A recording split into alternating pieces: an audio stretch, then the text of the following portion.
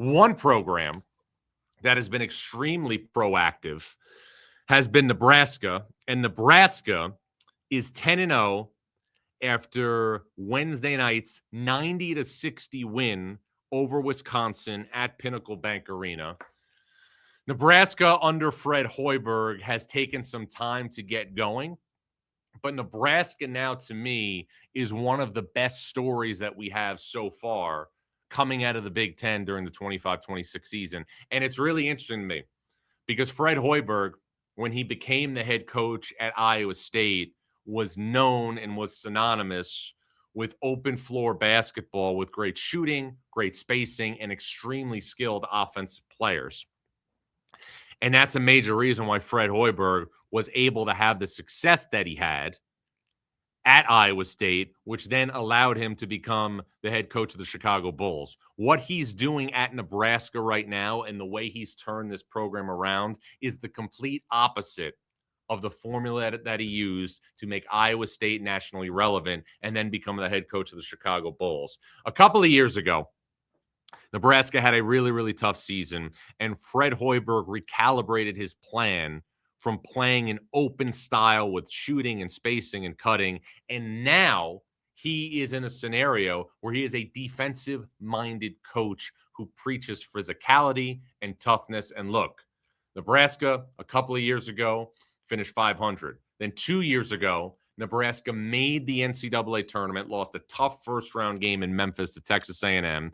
And last year, Nebraska was 17-9 on February 16th and was in position to return to the NCAA tournament for the second year in a row, but lost 5 straight games down the stretch. Didn't only miss the NCAA tournament, but missed the Big Ten tournament because then, if you remember, only 15 of the 18 teams qualified for the Big Ten tournament, went on to win the crown. But what we're seeing now, to me, is a two-sided team. And what I mean by that is Nebraska was elite on offense against Wisconsin, and Nebraska is also doing a tremendous job defensively. In the last 2 games, Nebraska has held Creighton and Wisconsin to combined 110 points, an average of 55 points if you're keeping score at home. Getting Rink Mass back up front, a face-up 5 who missed last season due to an injury, has been a major, major key for Nebraska under Fred Hoiberg. Price Sanford from Iowa was a major add out of the transfer portal. And then there's guys like Berkey Buchtenschel, who was a part of the team last year, gives them size, gives them physicality up front. And then there's another player at point guard, Jamarcus Lawrence, who was at Nebraska 2 years ago, transferred to Rhode Island, and is transferred back to lead this team at point guard. This is a fun, aesthetically pleasing style who right now is 10-0. Nebraska's 10-0 entering Saturday's game against Illinois, who I think is a dark horse Final Four team. So Saturday's game at Illinois is going to be Nebraska's toughest game of the season. But if you're Fred Hoiberg, if you're Nebraska, you have a team right now that is unequivocally a top 25 team and a team that's building a resume. Nebraska has beaten New Mexico on a neutral court, who that win is looking better and better after New Mexico beat Santa Clara and VCU. Nebraska has beaten Kansas State and Kansas City. Nebraska also has beaten Creighton and beaten Wisconsin, who is going to win a lot of games again under Greg Gard in the Big Ten. So this is an emerging story for a program, if you remember, has never won an NCAA tournament game. And I was thinking last night about the energy that Pinnacle Bank Arena brings. And a couple of years ago, I was fortunate enough to go to Pinnacle Bank Arena and host Nebraska's Midnight Madness. And I could not believe, or it wasn't maybe midnight, it was an early season event. And I could not believe the energy that I felt at Pinnacle Bank Arena. And I'm watching the game last night, and I'm watching the cutting, and I'm watching the open space that Nebraska plays with in the half court, with Rink Mast obviously operating as a face-up 5.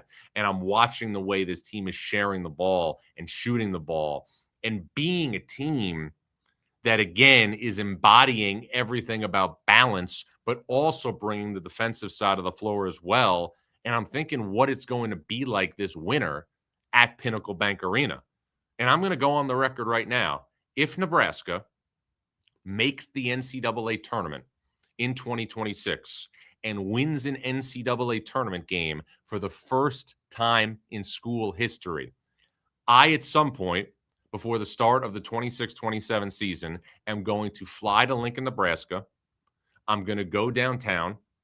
I'm going to put my credit card down at a bar for an hour, and I am going to throw a happy hour for Nebraska basketball fans, because that's what's at stake right now. There is a window for this team, not just to get to the NCAA tournament, but to win a game.